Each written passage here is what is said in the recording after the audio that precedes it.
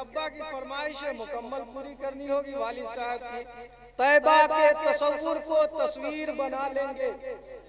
طیبہ کے تصور کو تصویر بنا لیں گے، ہم جا کے مدینے میں تقدیر بنا لیں گے، ہم جا کے مدینے میں تقدیر بنا لیں گے۔ اور جو لوگ اپنے ماں باپ والدین سے محبت فرماتے ہیں ان کے لیے یہ ایک بہترین شعر ہے، طیبہ کے تصور کو تصویر بنا لیں گے، ہم جا کے مدینے میں تقدیر بنا لیں گے، وہ جیتے جی دنیا میں جنت کا مزہ لیں گے،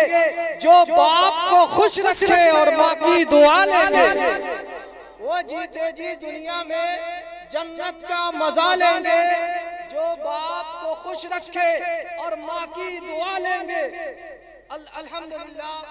ماں کو رب تبارک و تعالیٰ نے وہ کمال وہ عظمت عطا کی ہے جس کے حوالے سے شاعر نے کہا، رب نے ماں کو وہ عظمت کمال دی، اس کی دعا نے آئی مصیبت بھی ٹال دی، قرآن نے ماں کے پیار کی ایسی مثال دی، جنت اٹھا کے ماں کے قدموں میں ڈال دی۔ جنت اٹھا کے قرآن نے ماں کے پیار کی ایسی مثال دی۔ تھوڑی بیداری رکھیں، انشاءاللہ 10 منٹ آپ سنیں گے مزہ آئے گا۔ یقیناً ہم اور آپ الحمدللہ سنی مسلمان ہیں، الحمدللہ ہم اور آپ نعت رسول سنا کرتے ہیں، ہم اور آپ ذکر رسول سنا کرتے ہیں، ہم اور آپ اپنے بزرگوں سے عقیدت رکھا کرتے ہیں۔ یہ مہینہ غوث الاعظم کا مہینہ ہے، یہ مہینہ پیر پیرا کا مہینہ ہے، یہ مہینہ غوث جیلا کا مہینہ ہے، یہ مہینہ قطب ربانی کا مہینہ ہے، یہ مہینہ غوث سمدانی کا مہینہ ہے، یہ مہینہ محبوب سبحانی کا مہینہ ہے، یہ مہینہ شاہ عبد القادر جیلانی کا مہینہ ہے، ان کا مہینہ جو عبد القادر جیلانی اس شاعر نے کہا، وہ جیتے جی دنیا میں جنت کا مزہ لیں گے، جو باپ کو خوش رکھے اور ماں کی دعا لیں گے۔ اور خواجہ کی عقیدت میں اور غوث کی الفت میں، خواجہ کی عقیدت میں اور غوث کی الفت میں،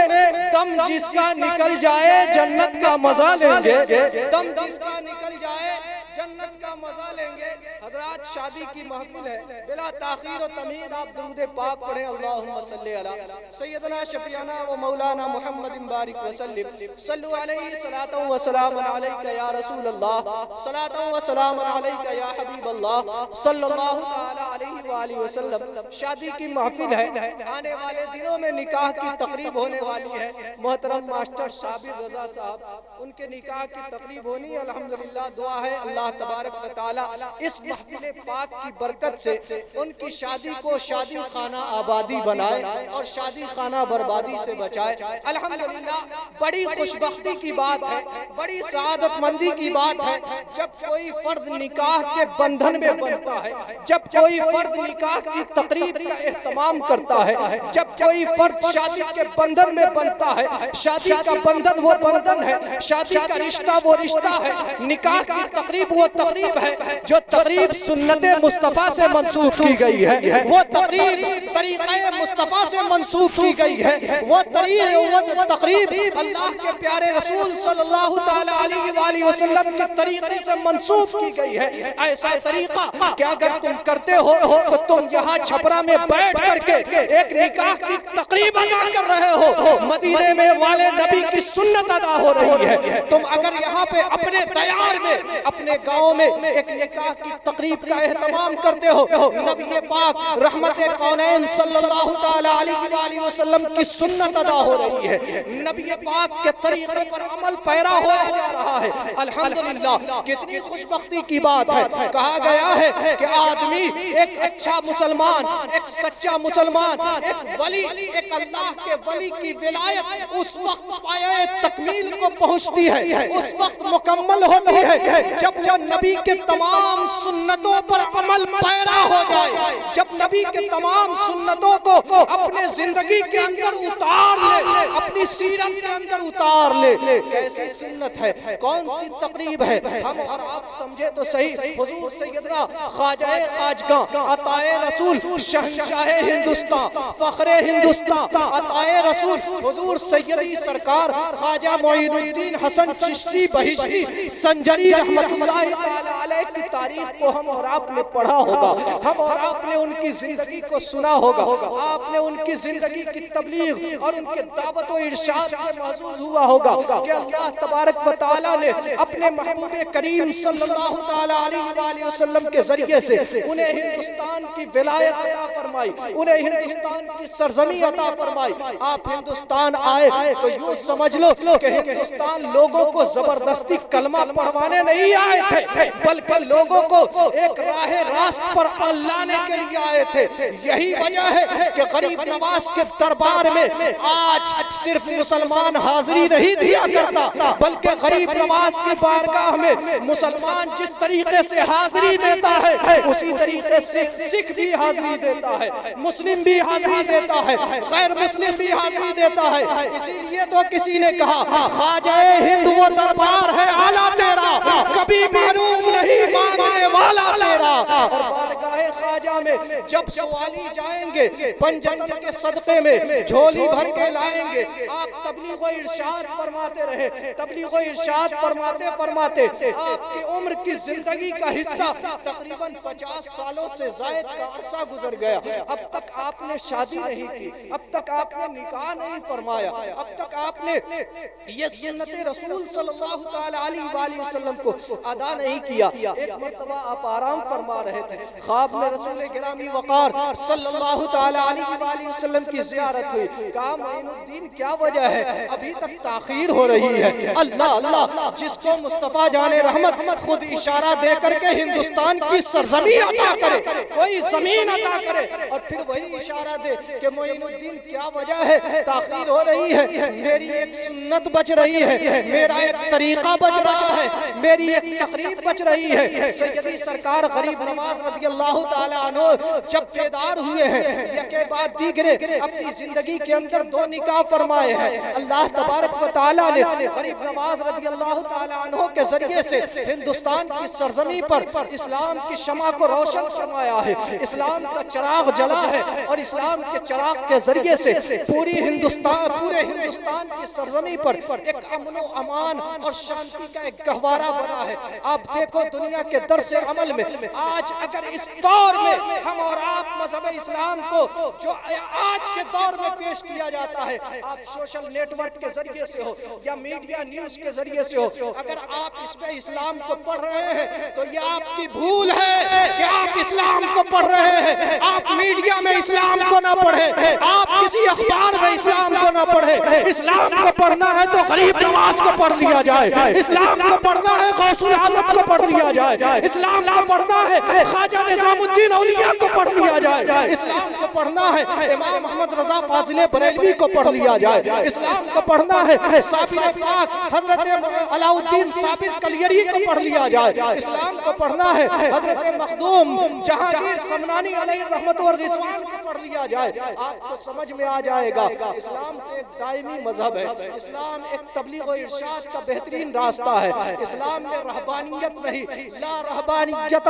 نبتدعوها، دوسری جگہ کہا گیا لا اکراہ فی الدین، اس دین کے اندر کوئی کراہت نہیں، اس دین کے اندر کوئی کراہت نہیں۔ تم آؤ، ہم آئے، سب آئے اور ایک ساتھ بیٹھے، کہا گیا یہ رشتہ محبت کچھ اس طرح نبھاؤ، کچھ ہم قدم بڑھائیں کچھ تم قدم بڑھاؤ۔ یہی تو اسلام کی تعلیم ہے اور یہی اسلام کا پیغام ہے۔ صوفیاء کرام کی زندگی کو پڑھا جائے، صوفیاء کرام کی تاریخ کو پڑھا جائے، سمجھ میں آ جائے گا اسلام کیا ہے۔ لیکن افسوس کا المیہ یہ ہے، افسوس کی بات یہ ہے آج کے اس دور میں جہاں ہم اسلام کو مسجدوں سے سیکھنا چاہیے، مدرسوں سے سیکھنا چاہیے، دارالعلوم رضویہ جیسے اداروں سے سیکھنا چاہیے، ہم اور آپ آج اخبارات پہ سیکھنے جا رہے ہیں، چائے کی دکان پہ سیکھنے جا رہے ہیں، میڈیا نیوز چینل کے ذریعے سے سیکھنے جا رہے ہیں، کبھی فیس بک سے سیکھنے جا رہے ہیں، کبھی ٹویٹر پہ سیکھنے جا رہے ہیں۔ وہاں آپ کو اسلام نہیں ملے گا، وہاں اسلام کو بدنام کرنے والے لوگ مل سکتے ہیں، لیکن اچھا اسلام پڑھانے والا، اچھا اسلام سمجھانے والا آپ کو نہیں مل سکتا۔ آپ اگر ڈھونڈنا چاہو تو آپ بریلی شریف کا دورہ کیجئے، آپ اجمیر شریف کا دورہ کیجئے، آپ دہلی کا دورہ کیجئے، آپ کچوچا شریف کا دورہ کیجئے، آپ اداروں کا دورہ دورہ کیجئے، آپ الجامعۃ الاشرفیہ کا دورہ کیجئے، آپ دارالعلوم رسولیہ کا دورہ کیجئے۔ ایسے اداروں میں جب آپ دورہ کریں گے تب آپ کو سمجھ میں آئے گا۔ آپ دیکھو تو صحیح، ایک مرد قلندر دارالعلوم رسولیہ میں ایک مدتوں سے قیام کر رہا ہے، ایک مدتوں سے قیام کر رہا ہے۔ شروعاتی دور میں جب میں آیا تھا، علامہ رجب القادری صاحب کے تعلق سے جب بیٹھ کے باتیں ہوتی تھی، رجب القادری صاحب اللہ فرمایا کرتے تھے جب شروع میں آیا یہاں پہ کچھ نہیں تھا، بڑی پریشانیاں ہوا کرتی تھی، بڑی دشواریاں ہوا کرتی تھی کہ کس طریقے سے لوگوں کو یکجا کیا جائے، کس طریقے سے لوگوں کو ایک پلیٹ فارم پہ لایا جائے جو تعلیمی معیار کو مضبوط کرے۔ آج آپ دیکھو پوری دنیا کے اندر آج ہمارے ہندوستان کی تعلیم، ایجوکیشن جو شکشا سسٹم ہے وہ سب سے گرتا ہوا جا رہا ہے۔ اس کا ذمہ دار کون ہے؟ کون سمجھے گا کہ آج ہمارے ہندوستان کی تعلیمی سرگرمی اتنی کمزور ہو رہی ہے؟ آج دیکھو تو صحیح کہ آپ دیگر شہروں کا دورہ کیجئے، شادیاں ہوتی ہیں، نکاح ہوتے ہیں، کافی سادہ انداز میں نکاح ہوتے ہیں، لیکن ہمارے ہندوستانی سماج میں پہنچ جاؤ کہ اگر دعوت لمبی چوڑی نہ ہوئی، پہلے تو میلاد کے دن کھانا کھلانا ہے اور میلاد کے بعد پھر ولیمہ کی تقریب کرنی ہے، اس کے ساتھ ساتھ لڑکی والے کے ہاں بارات بھی لے کے جانے ہیں۔ اگر نہیں لے گیا تو کبھی بہنوئی منہ پھلائے گا، کبھی بھائی منہ پھلائے گا، کبھی پھوپھا منہ پھلائے گا۔ یہ سماج کا ایک ایسا المیہ ہے۔ آپ کیا سمجھتے ہو کہ وہ دور یاد کرو کہ مدینہ کی سرزمین ہے اور مدینہ شریف کی سرزمین میں مسجد نبوی میں نکاح کی تقریب رکھی جاتی ہے، باراتی چل رہا ہے تو باراتی دولہا بھی قرآن کا قاری جا رہا ہے اور باراتی بھی قرآن کا قاری جا رہا ہے، سب کی زباں پر قرآن کی تلاوتیں ہیں اور نکاح کی تقریب ہوتی ہے، نکاح انجام پذیر ہوتا ہے۔ مولا کائنات کی شادی کی تقریب ہم نے آپ نے سنی ہوگی، سیدہ خاتون جنت رضی اللہ تعالیٰ عنہا کی شادی کی تقریب کے حوالے سے ہم اور آپ نے واقعات سنے ہوں گے۔ ایک ذہن و فکر میں آپ کو دینا چاہتا ہوں، ایک واقعہ آپ کے سامنے گوشے گزار کرتا ہوں، پھر اس کے بعد اپنی گفتگو ختم کروں۔ وقت کافی تیزی کے ساتھ گزر رہا ہے، درود پاک پڑھیں، اللہم صلی علی سیدنا شفیعنا و مولانا محمد بارک وسلم، صلو علیہ صلاۃ و سلام علیکہ یا رسول اللہ صلی اللہ تعالی علیہ وآلہ وسلم۔ ہوتا یہ ہے کہ جب وقت کم ہوتا ہے اور زیادہ معاملہ ہوتا ہے تو پھر سمجھ میں نہیں آتا کہاں سے شروع کروں کدھر سے ختم کروں، بس بات جو زبان پہ آ رہی ہے میں اسے بیان کرتا جا رہا ہوں۔ آپ غوث الاعظم رضی اللہ تعالیٰ عنہ کی شادی، غوث الاعظم رضی اللہ تعالیٰ عنہ کے والد کی شادی کے حوالے سے آپ نے سنا ہوگا کہ ایک سیب کھا لیا تھا اور سیب کھانے کے بعد نفس نے گوارا نہ کیا، خواہش نے گوارا نہ کیا، جبکہ ندی میں بہتا ہوا سیب یہ شریعت یہ اجازت دیتی ہے، مسئلہ یہ اجازت دیتا ہے کہ کوئی چیز اگر آپ کو ندی میں بہتا ہوا مل جائے وہ آپ کے لیے مباح ہے، آپ اسے کھا سکتے ہیں، شرعی روح سے اس پر کوئی گرفت نہیں، کوئی پکڑ نہیں ہے، لیکن واہر تقوی کے اعلیٰ معیار پر فائز۔ اسی لیے کہا گیا یا ایھا الذین آمنوا اتقوا اللہ وکونوا مع الصادقین، اے ایمان والو اللہ سے ڈرو اور سچوں کے ساتھ ہو جاؤ، اے ایمان والو تقوی اختیار کرو، پرہیزگاروں کے ساتھ ہو جاؤ، سچوں کے ساتھ ہو جاؤ۔ مطلب کیا ہے؟ تقوی ایمان کو مضبوط کرتا ہے، پرہیزگاری ایمان کو مضبوط کرتی ہے۔ جب آپ تقوی اختیار کرو گے تو ایمان کو مضبوط کر دیا جائے گا۔ الحمدللہ غوث الاعظم رضی اللہ تعالیٰ عنہ کے والد کی اس واقعے کو سماعت کرے اور سنے کہ غوث الاعظم رضی اللہ تعالیٰ عنہ کے والد جب پہنچے ہیں قریب میں تو نفس نے گوارا نہ کیا تھا کہ میں اس سیب کو کھاؤں۔ کیا وجہ ہے؟ آپ دیکھو تو صحیح، کہا مجھے معافی طلب کرنی ہے، مجھے امید ہے کہ آپ ہی کے درخت سے گرا ہوا سیب اس ندی میں بہ رہا تھا، میں نے کھا لیا ہے، مجھے معافی چاہیے۔ درویش صفت انسان حضرت عبداللہ سومئی جو حضور سیدنا غوث الاعظم رضی اللہ تعالیٰ عنہ کے نانا جان ہے، آپ نے اپنی نگاہ ولایت سے دیکھ لیا کہ یہ نوجوان کوئی عام نوجوان نہیں ہے، بلکہ اس نوجوان کے ذریعے سے کوئی بچہ پیدا ہوگا تو عام بچہ پیدا نہیں ہوگا، ہوگا تو غوث الاعظم پیدا ہوگا، ہوگا تو عبد القادر جیلانی پیدا ایسے معافی نہیں ملے گی، پہلے میری شرط کو ماننی ہوگی، پہلے میری شرط کو ماننی ہوگی۔ شرط رکھ دی گئی کہ اتنے دنوں تک اس باغ کی رکھوالی کرنی ہوگی۔ میں زیادہ وقت نہیں لے رہا ہوں، بس ایک فکر دینا چاہتا ہوں کہ پہلے میری شرط کو ماننی ہوگی، باغ کی رکھوالی کرنی ہے۔ پھر اس کے بعد کیا ہے؟ میری بیٹی کان کی بہری ہے، آنکھ کی اندھی ہے، زبان کی گونگی ہے، پاؤں کی لنگڑی ہے، ہاتھ کی لولی ہے، ساری بات بتا دی گئی۔ اب کے زمانے میں کوئی کہنے جائے کہ ہماری بیٹی کے اندر یہ عیوب ہے، کوئی بیٹا والا نکاح کرنا چاہے گا بھگا دے گا۔ شرم نہیں آتی تمہیں؟ یہاں چلے آئے ہو لنگڑی لولی بیٹی سے ہماری شادی کرانے چلے آئے ہو، لیکن وہ غوث کے والد تھے، موسیٰ جنگی دوست، موسیٰ جنگی دوست کہا جاتا ہے۔ ایسے ہی موسیٰ جنگی دوست نہیں کہا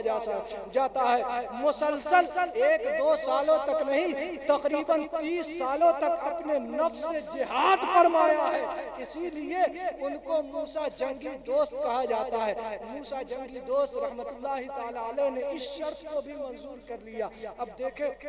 جب قریب پہنچے ہیں، جب قریب پہنچے بیوی کے، تو ایک حسین و جمیل پری پیکر عورت، ایک حسین و جمیل لڑکی آپ کے اس کمرے میں ہے۔ جب آپ دیکھے